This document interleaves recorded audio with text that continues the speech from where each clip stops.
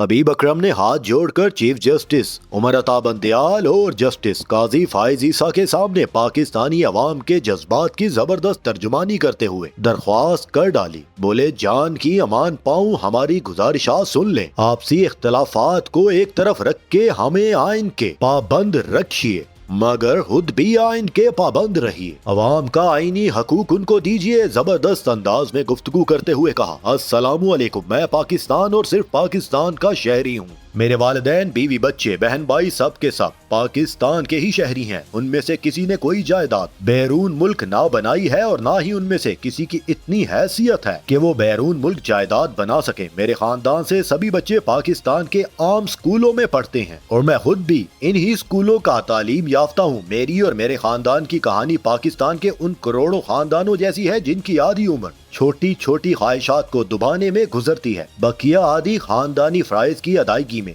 मैं उन करोड़ों आम लोगों जैसा हूँ जिनका ख्वाब बस इतना है, बच्चे पढ़ जाएं, घर का हर चपनी जान मार कर इज्जत से चल जाए। जब रात हो तो मैं अपने अहलो अयाल की हिफाजत से मुतमिन होकर सो जाऊं। जनाबे अली, इस दरख्वास्त के तालीमी पस मंजर में जनाब चीफ जस्टिस उमर अता बंदयाल की तरह एचिसन कॉलेज है और ना ही जस्टिस काजी फाइज ईसा की तरह कराची का आला ग्रामर स्कूल है और उनकी लंदन की आला तालीम। आप दोनों के खानदानी और तालीमी पस मंजर के ऊपर कोई ताना नहीं, ये आप दोनों हजरात पर कुदरत की अनायत है कि आप लोग नामवर खानदानों में पैदा हुए और पाकिस्तान में ही आपको ये मौका मिला कि अपने खानदान की शोहरत में मजीद इजाफा कर सकें। लेकिन ये हकीकत भी याद रखनी चाहिए कि आपको जो कुछ अताए खुदाबंदी के तौर पर मुयस्सर आया, करोड़ों पाकिस्तानियों को नहीं मिला। आप दोनों हजरात ने जहाँ से जिंदगी शुरू की वहाँ तक इस मुल्क की अक्सरियत को जिंदगी के आखिर में भी पहुँचने का मौका नहीं मिलता। आप मायानाज कानूनदान है और ये नुक्ता आपसे ज्यादा अच्छी तरह कौन समझ सकता होगा कि कानून अपनी निहाद में दरअसल मौका की बराबरी का नाम है। रियासतों में दस्तूर, कायदे, ज़वाबत और अदालतें लोगों के दरमियान तमीज के खात्मे के लिए ही वजूद में लाए जाते हैं। जहां कानून अपने इस बुनियादी मकसद से इनहराफ कर रहा हो, हकीकत यह है वहां कानून होता ही नहीं। माय लॉर्ड, बतौर रियासत ये पाकिस्तान की बदकिस्मती है कि हम आज भी मौके को, मसावात को तकसीम कर चुके हैं। मसावात कायम करने की मंजिल से बहुत दूर है ऐसी मसावात जहां पंजाब के इलाका बंदयाल जिला खुशाब के गरीब मजदूर का बच्चा भी पाकिस्तान के चीफ जस्टिस बन जाने का ख्वाब देख सके,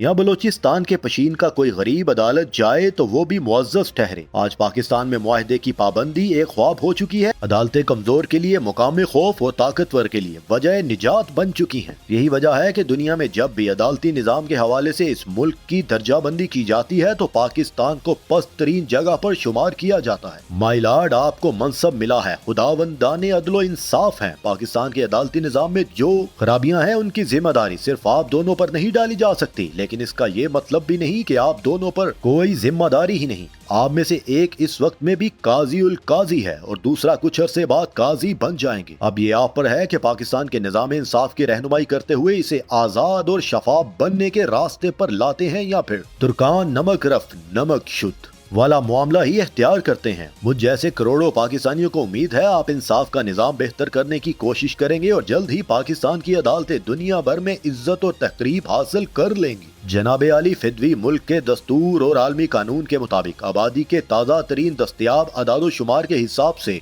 23 करोड़ 36 लाख 35 हजार और 45वें हिस्से का मालिक है। सिर्फ और सिर्फ पाकिस्तान का शहरी होने के नाते पिछले कुछ अरसे से परेशान है। इस परेशानी की वजह कोई और नहीं, मेरे मुल्क की आला तरीन अदालत है। आखसार को इस बात से कोई मतलब नहीं किस मुंसिफ के अपने ब्रादर मुंसिफ के साथ बोलचाल नहीं, या माजी में किसने किसको किस वजह से गले लगाया या उसे अपना मुखालिफ समझा। परेशानी का सबब यह है कि अदालत के एक बेंच के फैसले दूसरे बेंच से नहीं मिल रहे। कभी 4-3 और 3-4 का मसला सामने आता है, कभी दस्तूर के आर्टिकल 184 की शिक 3 की बेवुकत तशरीह होती है जो 50 बरसों से आइन में दर्ज है। पाकिस्तान का ये आम शहरी हैरान है कि जिस शख्स पर दर्जनों अदालती फैसले मौजूद हैं जो अपनी निहाद में एक इल्मी मामला है, आखिर क्यों ऐसे मौका पर ज़ेरे बहस आ गई जब सवाल दस्तूर पाकिस्तान के ताबे 2 सूबों के बर वक्त इलेक्शन से मुतल्लिक है। माय लॉर्ड, आपके जिल्ले अदल है कि आप ऐन कानून अपने दायरा दस्तूर को मरकज़े निगाह रखते हुए आइन की हदूद के जिम्मेदार हैं। आपके जामिन हकूक हैं, आपके ज़ईफ परवर हैं। अर्ज है कि हम जैसे हाक बसरों से आजमाने कानून के राज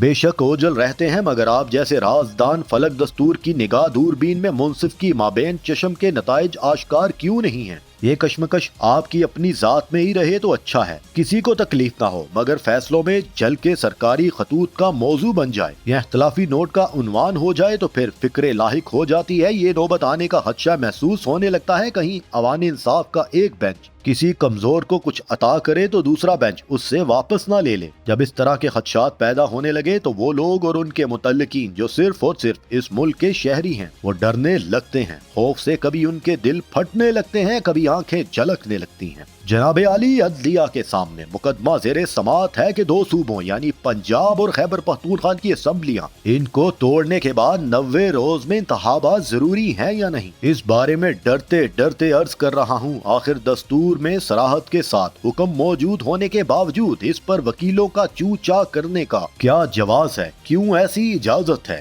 اور کب تک میسر رہے گی؟ جب تک 90 دن کی مدت نہ گزر جائے یا اس کے بعد آپسی لڑائیاں نیا بحران جنم لیں گی اور عوام جو آئین کے مطابق الیکشن مانگ رہی ہیں وہ بس دیکھتی ہی رہ جائیں گی۔